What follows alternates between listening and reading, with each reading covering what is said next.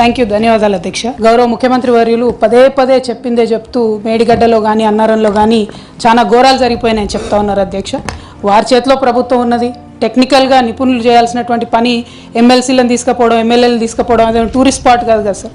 మేము చేసినటువంటి ప్రగతిని చూపించడానికి ఖచ్చితంగా తీసుకెళ్ళాం. ఇవాళ తప్పు జరిగితే తప్పు నిర్ధారించాల్సింది మనం కాదు, నిపుణుల ఆధ్వర్యంలో కమిటీలు వేయండి, ఖచ్చితంగా నిర్ధారించండి. ఏ పరీక్షకైనా సిద్ధంగా ఉంటాం, అందులో ఎటువంటి అనుమానం లేదు. Thank you. గౌరవ ముఖ్యమంత్రి గారు, ఇక్కడ ఉన్న సభ్యులకు కొన్ని అపోహలు ఉన్నాయి, కొన్ని అనుమానాలు ఉన్నాయి. నా సహచర సభ్యులకు అపోహలు అనుమానాలు ఉండొద్దు. ఈ ప్రభుత్వము పారదర్శకంగా నిష్పక్షపాతమైన విచారణకు ఆదేశిస్తుందని నమ్మకం కలిగించడానికి మేము వాళ్ళందరిని అక్కడికి తీసుకెళ్తామని అంటున్నాము. మిగతా సభ్యులకు అవకాశాన్ని కల్పిస్తే ఆ సభ్యురాలు గారికి ఏం అభ్యంతరమో నాకైతే తెలియదు. ఒకవేళ వాళ్ళ పార్టీ విధానమే ఇదైతే వాళ్ళ పార్టీ అధ్యక్షుడు ప్రకటిస్తే ఆ